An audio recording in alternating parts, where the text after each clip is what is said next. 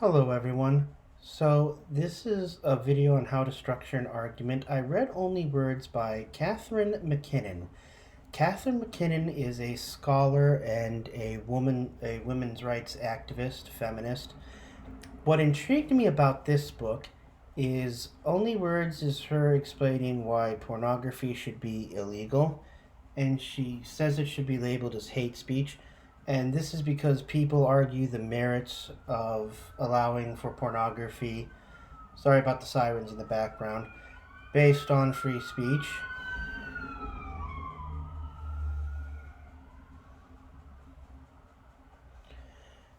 So, and I thought to myself, this is a great example of how to structure an argument because I wanted to see her trade, how she earned her living is by being a lawyer. And so I wanted to see how the scholar and lawyer side of her mix. Would maybe the lawyer side take over the scholar side? And what I mean by that, when we see just a fast, nasty argument here, is as we often do see from lawyers that would maybe undermine scholarship. And I'm actually happy to see that that didn't happen because sometimes I do feel like lawyers want to get the win, and when we're watching like courtroom stuff play out, to me it seems almost as much an experiment in theater as it is in jurisprudence. And I know that there's probably some lawyers who are offended by me saying that, but that is how I feel. So we're going to look at 6 different points here. Some of these are tools that she used in her work, such as noting that we already regulate speech, making narrative concessions, simulation versus reality, instinctual senses of right and wrong. Uh, she circles back to some concessions she makes earlier in her work, but I am also going to get into the weak points. So, we already regulate speech. Examples, some are ones I came up with, others are ones mentioned in the book. Roll call. If somebody bribes a politician to say for or opposed or against a rule or regulation or law that's going into effect, that bribery counts as a crime, even though you've literally only manipulated speech. Roll call vote, for those of you who don't know, how a lot of state legislatures vote is just roll call. They'll call a name and then you'll say for or against. Conspiracy to commit murder is a crime, even if no murder actually happens. Threats can be illegal. Use of intimidation can be illegal depending on how far it goes. There are actual laws on the books against libel and slander. Now, I want you to look at the picture that's on your right. Who is that guy? That's Charles Manson. Now, here's something interesting. Which person did Manson actually murder? Did he murder a Tate or a LaBianca? Actually, no. He made it a point to be somewhere else when the Tate murders were going down. And therefore, really, the only thing he was convicted on was speech. He put the idea in these people's heads to go out and kill certain people to create a race riot. Concede the narrative. So, if you actually hear arguments that relate to human trafficking or pornography, you get these 3 points that are always brought up by opposition to pornography. And that is that, the women aren't being paid. They're held against their will. They can't leave until a scene is done. So starting out the work, Catherine McKinnon makes it a point to say, okay, let's concede that the women are being paid. They can leave whenever they want to, and they're participating of their own free will. This is kind of unusual, especially when you see in the media, the 2 panels, the picture in picture, where people are just screaming at each other, not willing to give an inch. But yet at the same time, a die-hard free speech advocate will probably only say that yes, women are held against their will, they can't leave, and they are forced into pornography, but that's going to be very few cases. And a hardcore feminazi is going to say even if it happens once, that's still too many. And of course, people reading this work aren't probably going to change their minds on where they stand on that, just like I said, just by reading. And so I have this quote here from Criminology on Dummies, for Dummies. where the author talks about capital punishment, and he just gets into philosophies, tries not to give his own opinion. And he goes, I bet your opinion didn't change. Sometimes it's useless to even try. So, not simulation. Catherine MacKinnon says that pornography should be handled differently because there's the actual physical act of sex happening.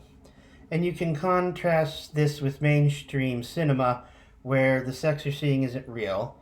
The violence is choreographed, and generally speaking, even on big budget action features, nobody gets hurt. And there's no real death in movies. Things are taken care of to make sure that doesn't happen. Now, I have here exception equals aberration. And what that means is, yes, people have died on sets of films before, but generally speaking, that's considered macabre and a tragedy.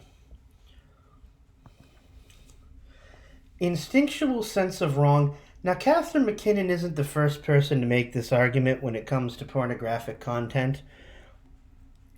And so, you're embarrassed when you're seen with pornographic content.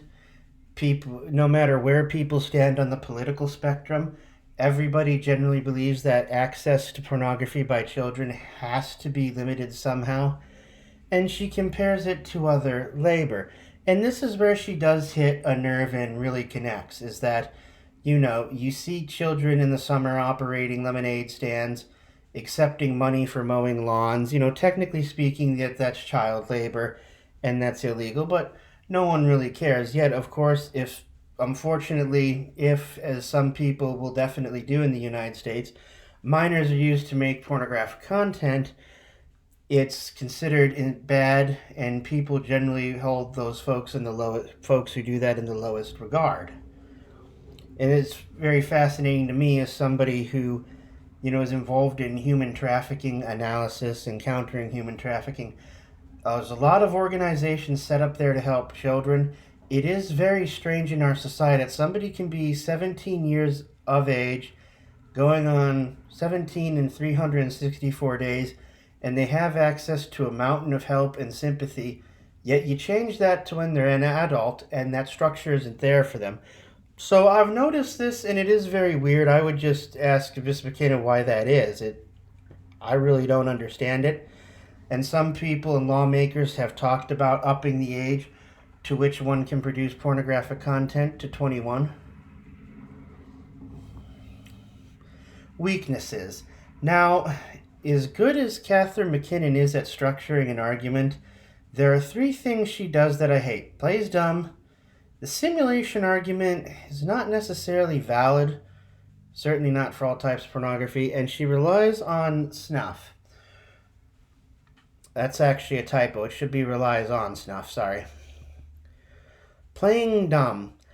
When the argument is being countered by somebody that says just because you fear something, or you have I don't know quite what the word is, an outrage or revulsion of something, that doesn't necessarily mean that thing is bad. I mean, people are afraid to swim and scared of water. It doesn't mean water's bad, obviously.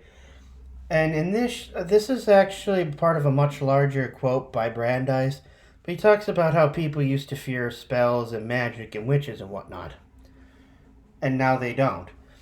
And Catherine MacKinnon, rather than tackle the argument that just because something is instinctively embarrassing or whatnot doesn't make it wrong, just chooses to do this stupid counter of how the witches are like the feminist icon of the day and this is against them. It's directly not addressing a point. It's straw man at its best. At worst, it's playing dumb and being ditzy, kind of, what a feminist professor of mine would call accepting oppression. You had me hooked for this book. Don't play dumb now just because, you can't counter a point. You know what he means when he says fear of something isn't rational. I would say pornographic content can be a simulation. Now, the first argument here is pretty stupid, and that's that condoms are a safety apparatus that prevent real contact with the genitals. Yeah, I know that kind of sounds dumb. After all, if you cheat on your wife, Saying you wear a condom isn't going to cut it. But does simulation matter? Certainly, there's pornographic content that does simulate, but still, it appears to those sort of puerile senses. Pornographic content does not always even involve full nudity. So the simulation thing goes out the window. Real sex does not necessarily equal pornography. There's been people who have had real sex in mainstream stuff, and it's just not, oddly enough, that sexy or exciting to watch on the few occasions that it has actually happened. Snuff. So, for those of you not initiated, snuff is an urban legend that started in the 70s, and that was that you could pay a film crew to go out, abduct somebody, and murder them on camera. This has panned out to not be true. It's mentioned 10 times in the book, so it makes up a lot of Catherine MacKinnon's argument, even though it's turned out to be urban legend. Now, here's where I'm going to have a problem with Catherine MacKinnon. As much as I would like everybody to learn how to structure an argument from her, this book was released in the 1990s. I think specifically 1993. When it was known that this was urban legend. Now, one can't fault somebody for going on the best information they have at the time. So when this idea of snuff was popular in the 70s, I could see a researcher putting into the work. But if it's in a book in the 90s, does she really believe that snuff is happening? In which case, I think she's a bit too smart for that. Or does she know this is false information and still put it in there to support her argument? I'm not really going to be very sympathetic if that was the case, simply because you shouldn't put information that you know to be false, even to support your argument, no matter how righteous you think you are.